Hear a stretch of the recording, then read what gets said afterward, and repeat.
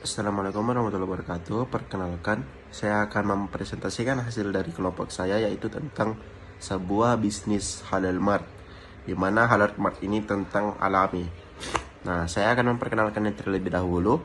Di sini, halal mart itu tersebut didirikan pada tahun 2019. Jenis halal mart ini yaitu sebuah platform vintage peer-to-peer, dalam kurung P2P, lending berbasis syariah. Nah, di mana di dalam sebuah aplikasi ini akan terdapat sebuah layanan alami yang menghubungkan investor dengan usaha kecil dan menengah dalam kurung UKM yang membutuhkan pembiayaan atau dana. Jadi, produk yang ditawarkan oleh Halal Mart ini sesuai dengan prinsip syariah, termasuk dari segi pembiayaan, dari segi berbasis bagi hasil, dan yang lainnya.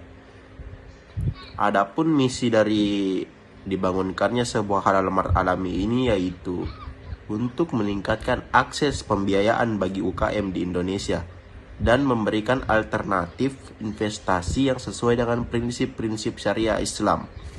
Nah, visi dan misi dari halal mart ini yakni yang pertama ada visi untuk menjadi platform terdepan dalam pembiayaan syariah untuk UKM di Indonesia. Nah, adapun misinya yaitu sebagai memberikan akses keuangan yang adil dan transparansi bagi UKM, serta meningkatkan inklusi keuangan negara di Indonesia. Nah, penggunaan blockchain dalam transaksi syariah. Yang pertama itu ada transparansi dan keamanan alami, menggunakan teknologi blockchain untuk menciptakan sistem yang transparan dan aman dalam setiap transaksi. Setiap pembiayaan yang diberikan dicatat dalam buku besar yang tidak dapat diubah, sehingga meningkatkan kepercayaan antara investor dan para peminjamnya.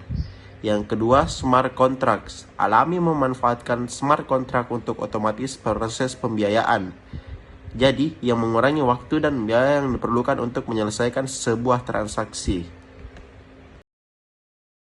Pemanfaatan AI dalam analisis bisnis syariah. Yang pertama, analisis resiko. Alami menggunakan kecerdasan buatan AI untuk menganalisis data peminjaman, termasuk riwayat kredit dan kinerja bisnis. Ini membantu dalam penilaian risiko dan pengambilan keputusan yang lebih baik dalam memberikan pembiayaan. Yang kedua, personalisasi penawaran. Dengan analisis AI, Alami dapat memberikan penawaran yang lebih sesuai dengan kebutuhan dan proses risiko peminjaman. Selanjutnya, digitalisasi proses pembayaran. Yang pertama, proses pengajuan yang mudah.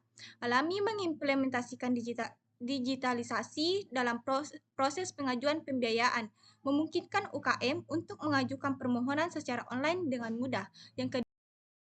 Yang kedua, pengurangan biaya administrasi. Digitalisasi ini mengurangi biaya administrasi dan mempercepat proses persetujuan sehingga peminjam dapat segera mendapatkan akses ke dana yang mereka butuhkan.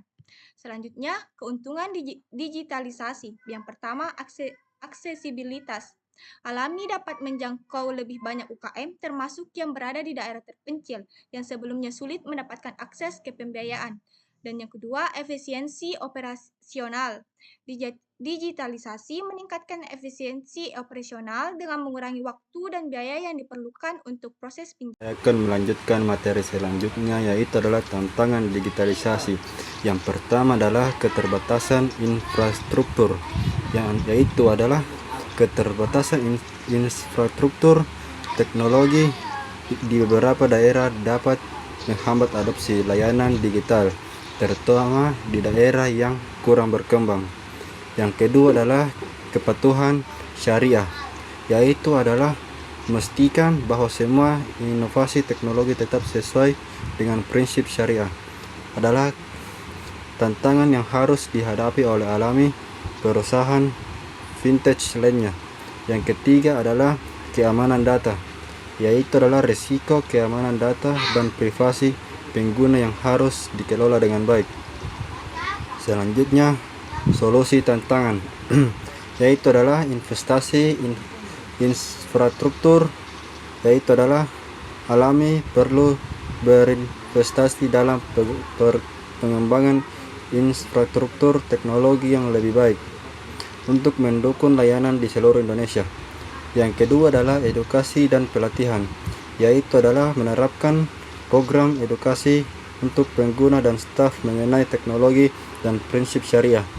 Yang ketiga adalah keamanan cyber, yaitu adalah mengembangkan sistem keamanan yang kuat untuk melindungi data pengguna dari ancaman cyber.